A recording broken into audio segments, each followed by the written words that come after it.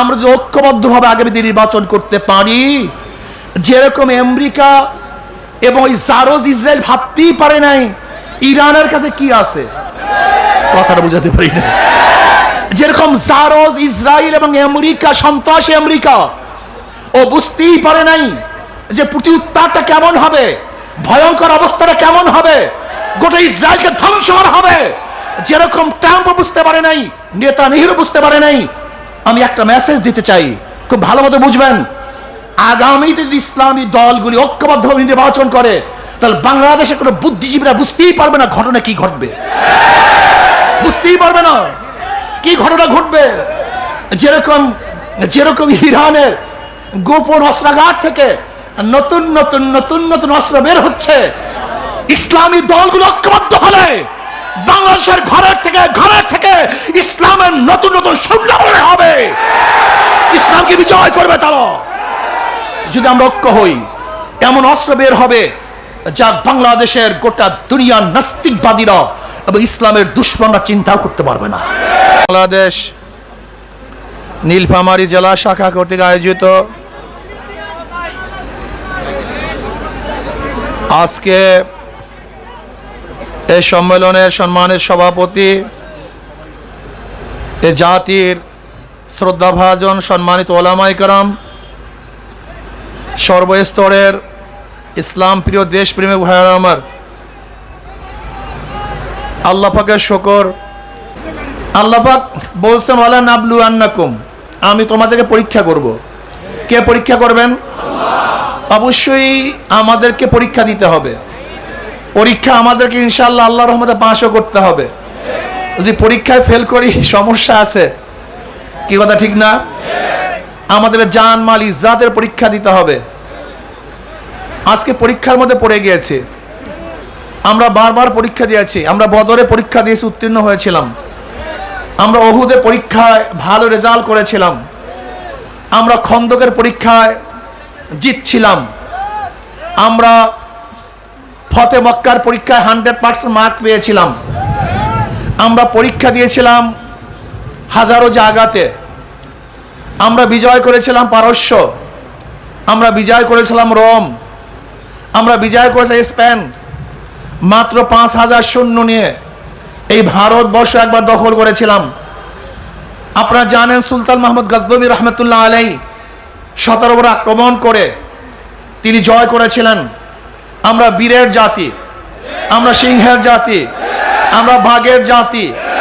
এর জন্য কবি ইকবাল বলেছিলেন, তু শাহিন হয় পরওয়াজ হয় কাম তেরা, তেরে সামনে আসমান और भी है।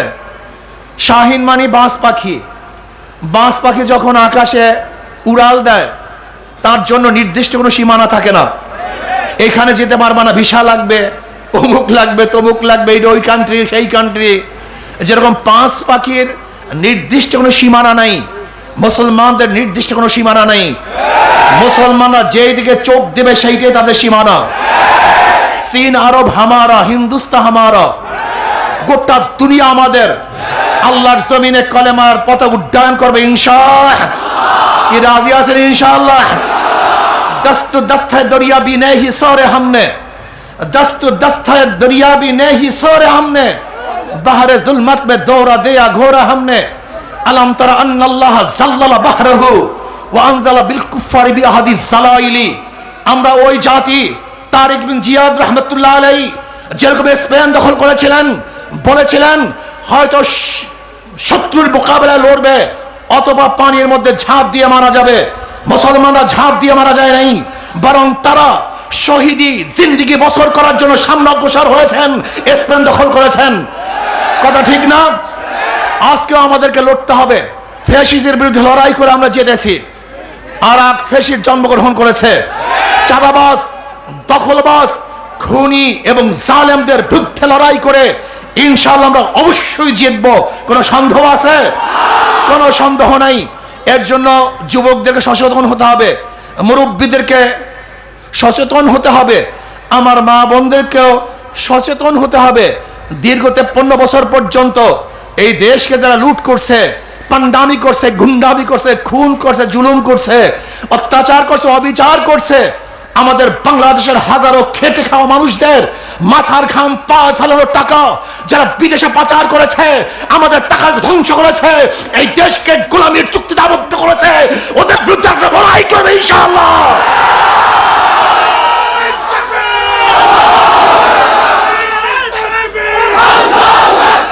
লড়াই হবে ইনশাআল্লাহ। দখলদারের বিরুদ্ধে লড়াই হবে, চাঁদাবাজের বিরুদ্ধে লড়াই হবে, সন্ত্রাসের মোকাবেলায় জয় হবে ইনশাআল্লাহ। যারা আজকে আমাদের গরিব দুঃখী মেহনত মানুষের মুখের থেকে খানা কেড়ে নেয়, যারা আমাদের গরিব দুঃখী মেহনত মানুষের বস্ত্রকে ছিন্ন ভিন্ন করে দেয়, আজকে হাজারো গরিব মানুষ বাংলাদেশের ডাস্টবিনে কাক কুকুরের সাথে এক মুঠা খাদ্যের জন্য লড়াই করে। আজকে বাংলাদেশের হাজারো মানুষ, হাজারো গরিব মানুষ খোলা আকাশের নিচে জীবন যাপন করে। আজকে বাংলাদেশের হাজারো এতিমরা ক্ষুধার্ত অবস্থায় ঢুকি ঢুকে মরে যাচ্ছে। এই অবস্থায় বাংলাদেশের ডাকাতদেরকে, চোরদেরকে, গুন্ডা বদমাশদেরকে ক্ষমতায় নেব না, জেকে দেব ইনশাআল্লাহ।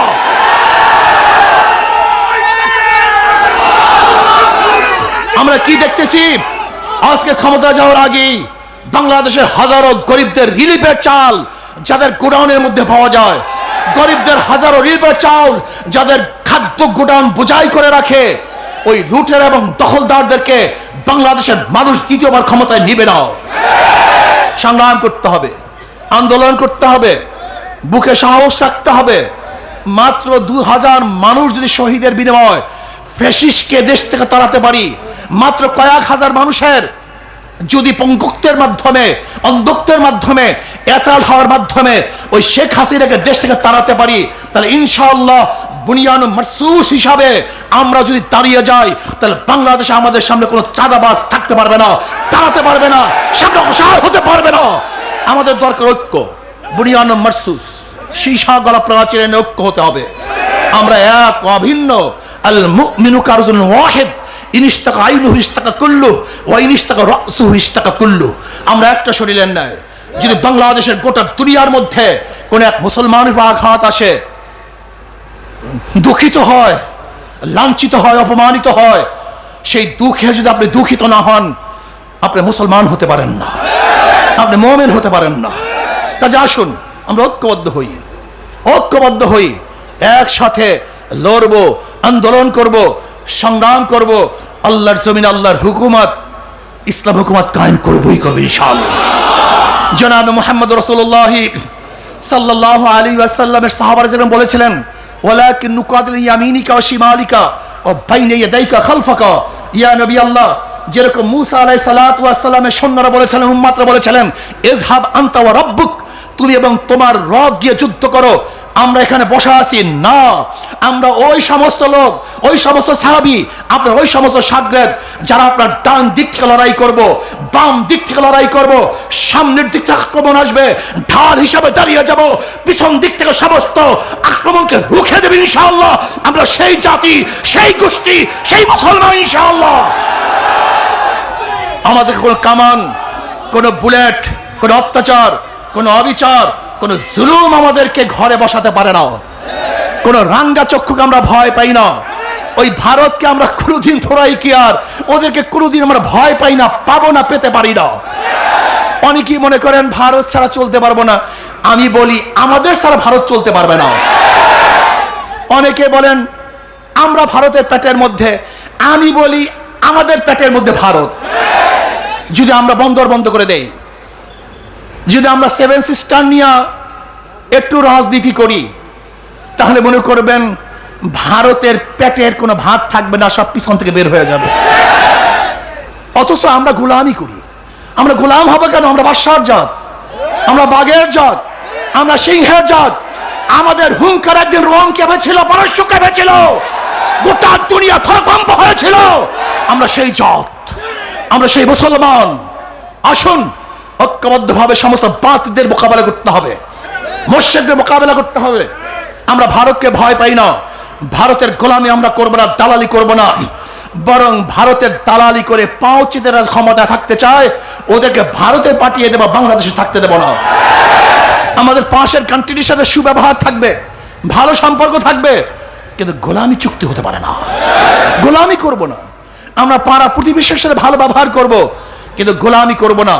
আসুন ঐক্যবদ্ধভাবে ইনশাআল্লাহ ইসলামকে বিজয় করার জন্য আমরা কাজ করব। ইসলামী আন্দোলন বাংলাদেশ শুরু লগ্ন থেকে আজ পর্যন্ত তাদের কথা এবং কাজে অমিল নেই।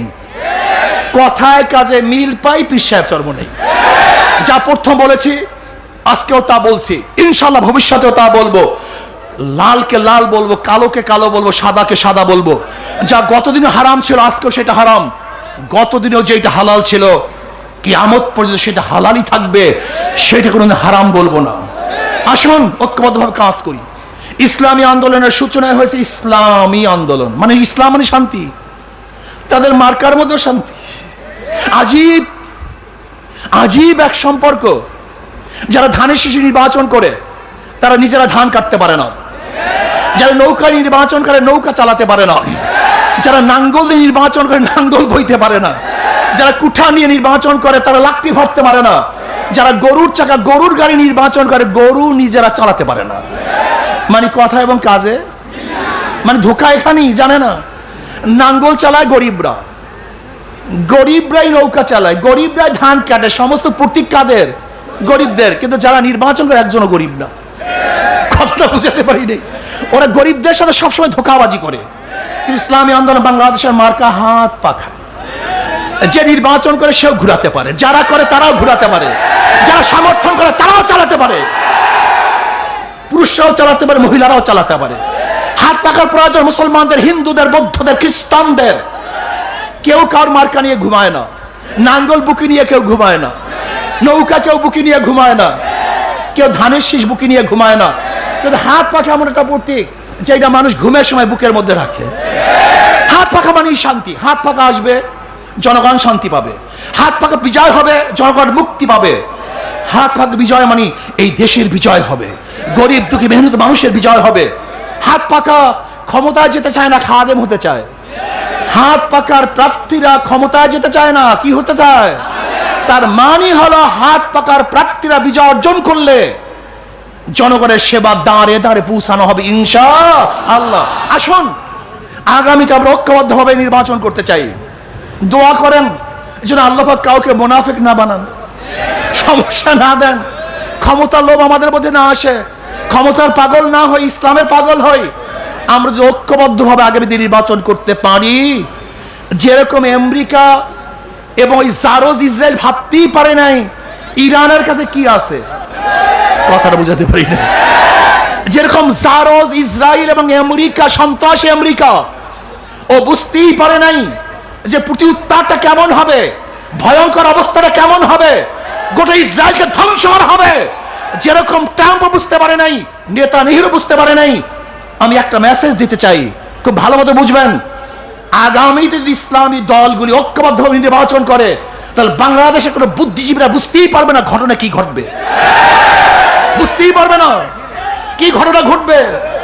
যেরকম যেরকম ইরানের গোপন অস্ত্রাগার থেকে নতুন নতুন নতুন নতুন অস্ত্র বের হচ্ছে, ইসলামী দলগুলো ঐক্যবদ্ধ হলে বাংলাদেশের ঘরের থেকে ইসলামের নতুন নতুন সংগ্রাম হবে, ইসলামকে বিজয় করবে তারা। যদি আমরা ঐক্য হই, এমন অস্ত্র বের হবে যা বাংলাদেশের গোটা দুনিয়ার নাস্তিকবাদীরা এবং ইসলামের দুশ্মনরা চিন্তাও করতে পারবে না, এমন অস্ত্র বের হয়ে আসবে। কাজে আসুন আগামী নির্বাচন এবং কদমী নির্বাচন, যদি ঐক্যবদ্ধ নির্বাচন না হয়, কেউ যদি তোর ডাকে সাড়া না দেয়, একলা চলো রে। ইসলামী আন্দোলন বাংলাদেশে একলা চলার হাজারো অভিজ্ঞতা তাদের আছে। ইসলামী আন্দোলন বাংলাদেশ নীতি বা আদর্শকে বাদ দিয়ে যদি কিয়ামত পর্যন্ত একটা সিটও না পায়, সিটের দরকার হবে না, কিন্তু নীতি আদর্শকে বিসর্জন দেবেন ইনশাআল্লাহ। কাজে আসুন আমরা সবাই ইসলামী আন্দোলন বাংলাদেশের ছায়াতলে ঐক্যবদ্ধভাবে ইসলামকে বিজয় করার জন্য কাজ করি। আল্লাহ আমাদের সবাইকে কবুল করে নেন। আগামী নীলফামারী 3 আসনের আমরা প্রার্থী ঘোষণা করছি ইনশাআল্লাহ। যদি জোট হয় তখন ভিন্ন কথা, এছাড়া আমাদের প্রার্থী ঘোষণা করছি। নীলফামারী 2 আসনে অ্যাডভোকেট এম হাসিবুল ইসলাম, মানে আলহামদুলিল্লাহ। আরে ভাই এইটা